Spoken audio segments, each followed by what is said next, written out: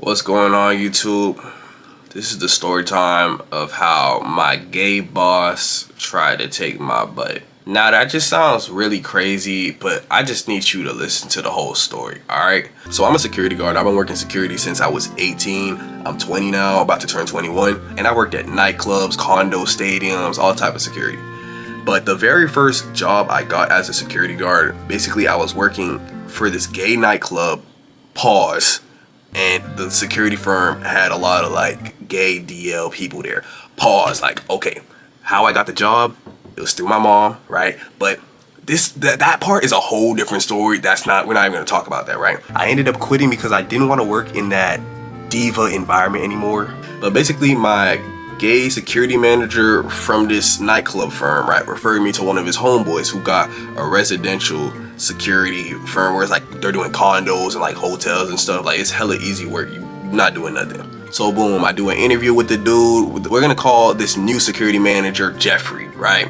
Jeffrey is the one who we're talking about in the story, and he's like, let me give you a picture of Jeffrey. Jeffrey's like 40 years old. He's like 6'2", 220 pounds, straight muscle, like veins popping out the biceps. He's swole. He looks like he takes steroids. But one thing about security firms, they always want to know like your height, your weight, how much you bench, how often you work out and stuff like that, because it's just normal, you're a security guard. So I tell Jeffrey, I'm like, yeah, I work out about 4 or 5 times a week. I bench like 245. And Jeffrey's like, you bench 245? Oh, you ain't benching 245. No way you bench 245. So I'm telling him, I'm like, my fun nigga, yes, I do bench 245. We can hit the gym. You know what I'm saying? And he's like, okay, bet we can hit the gym. Let's see what you got, player. So fast forward like 2 days, I ended up going to the gym with a dude because I ain't no bitch. And he's putting me through some fucking diamond gym workouts. Like, I'm talking about, he's making me bench like 50 reps of one plate and doing shoulder press and like all type of shit. And it's like, he's just fatigue maxing. I ain't gonna lie. I'm like, what is he making me do? But I'm like, you know what? I need this job, so I really need to lock in and lift this fucking weight. So throughout the workouts, I was struggling, but I ain't gonna lie, I was getting through it because I go to the gym like 5 times a week. Even if it's not my typical workout, I can get through it. But the Jeffrey nigga, he's one of the meatheads at the gym. Like, y'all ever see them loud niggas? Like, he's one of those. So like, while I'm benching, he's like, hold on, let me picture it for y'all. He's like, he's spotting me while I'm benching. He's like, come on, you got it. Oh yeah, 20 more. It's like, and then at the end, he's like, I ended up doing the 50 reps, right? And then he proceeds to say, yo, that's just the warm up. What the fuck you mean that's the warm up, gang? So he puts 225 on the bar and he's basically like, yo, Far, you said you could lift this in the interview. I want you to hit this for 8 right now. So I'm looking at this nigga like, bro, is he fucking drunk, bro? So I tell his ass, I'm like, yo, I ain't gonna lie, I could only hit this for like 1 or 2, and I don't think I can hit this for anything right now. I'm not gonna lie, just maybe do 50 reps. I at least need to get like a 3-minute break or some water. He talking about some, nah, you can't get no break. You can't get no water break when you in prison and somebody trying to take your butt, because you know what they say, if one man can hold you down, 2 can break you. My nigga, what? Like, where's the correlation, bro? What the fuck are we talking about anymore? So I'm looking at this nigga like he's crazy, but I'm laughing it off because like I got homeboys who be joking like that, bro.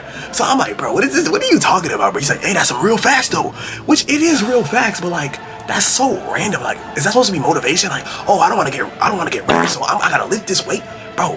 What are you talking about, bro? At this point, I just want to go home. Like, I'm tired of this nigga already, but I'm trying to get the job. So boom, we ended up doing like another hour of workouts. I was tired, I was sore by the end of that shit, right? Fast forward to the actual job. Yeah, the job was so fucking easy. Like, I ain't gonna lie to you, bro. I could like sleep for like the first 3 hours while I was there, and then I just gotta like walk around and pretend I'm doing something for the next 5. But this Jeffrey dude, for some reason, he would just like always be calling me. Like, he'll be calling my phone, like telling me shit, right? Because he's the manager. You're supposed to be doing that, but like on the shift, you're supposed to be doing that. You're not supposed to be doing that after the shift, right? So there was this like weekend, right? Because I didn't work on the weekend. And I guess he called me like maybe 5 or 6 times. I had my phone on D&D and I didn't even see him calling me. I'm gonna give it a buck, right? So I ended up taking my phone off D&D, and at this point it's like 11 p.m. I'm on the game, bro. I really want y'all to picture this, bro. It's 11 p.m. Your boss is calling you, right? My bad, y'all. I had to go to the car because I'm starting to get mad about the situation. I really gotta tell it right. So this motherfucker's calling me at 11 fucking p.m., right? 11 p.m. He goes, yo, I got a question. So you got a girlfriend, or like you seeing somebody, or what? My nigga, what? What are you talking about, bruh? So I answer, bruh. I said, yes, I have a girlfriend, bro. What are you talking about, bruh? And he goes, so if you got a girlfriend and she call you, do you answer? And I'm like, yes, I answer. And he goes, so why the fuck you ain't picking up the phone when I call you? Bitch ass nigga, you not my fucking girl, bruh. You not my girl? You not my parent? What the fuck are you talking about? Bro, what the fuck are you talking about? Bro, I got so mad. Bro, I started cussing this nigga out, bro. I'm like, what the fuck are you talking about? I was just saying it like that. And my homeboy is on the game, he's on the mic, and he's hearing all this shit, and he's laughing. And it's not funny, bro. This shit is some type of abuse, sexual harassment, some type of harassment. So then after I started getting mad, he started backtracking. He's like, no, I didn't mean it like that. I didn't mean it in a sexual way. I meant it like I was just saying like, oh, you need to answer the phone and you need to be more reliable.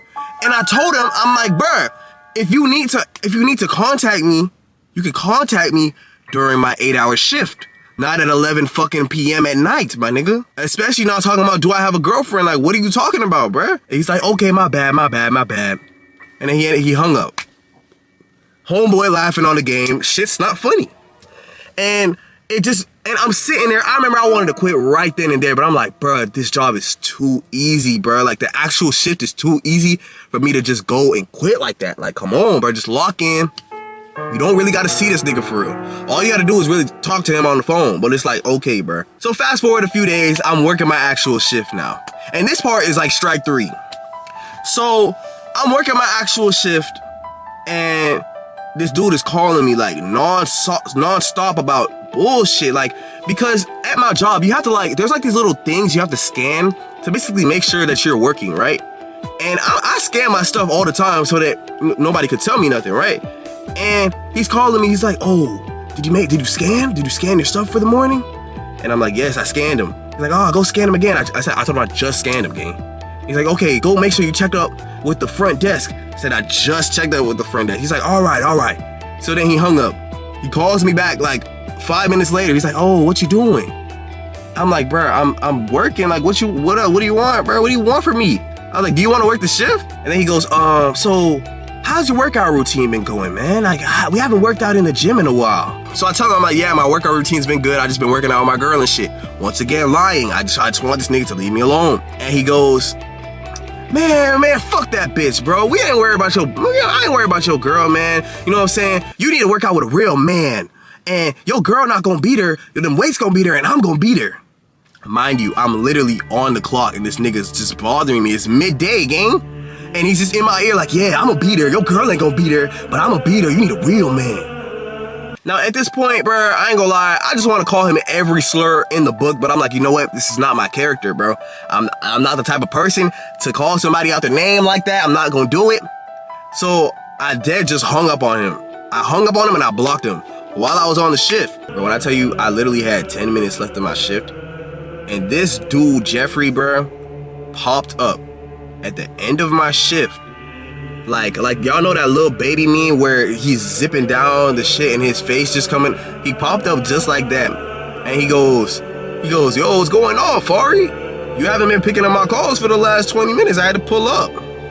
Now at this point, y'all, I'm not gonna lie, I was genuinely scared for my butt because he pulled up on me at work when he just talked about, oh, I need a real man to show me how to work out. All type of weird shit. So he asked me, he's like, why you haven't been picking up the phone for the last 30 minutes? And I basically told him that my phone was dead. And he goes, oh, that's good, man. Because I hate when men block me.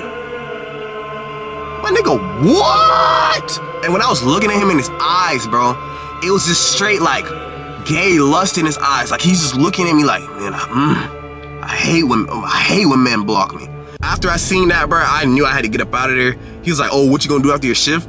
I was like, bro, I gotta go to a dentist appointment and shit. And he's like, oh yeah, after that, let me know, bro. We gon' hit the gym at 7 p.m. Just let me know, bro. Let me know if you can slide. And I was like, all right, bet. Bro, after that shit, bro, I went home. I blocked his number. I blocked my old boss's number. I blocked every number that had to do with that nigga, bro. And when I tell you, bro, this nigga called me off a random person number. And he was like, hello? And I heard the voice immediately, and I just hung up, bro. Like, bro, when I tell you, bro, that shit was so scary because it's like, is this what girls gotta go through, bro? If this is what girls really have to go through on a daily basis, bro, y'all got it, bro. That's the end of that story time, y'all. If y'all want the story time of how I work in a gay nightclub, oh my God, bro. Just, bro, get this video to like 1,000 likes, bro. Future Fari signing out, man.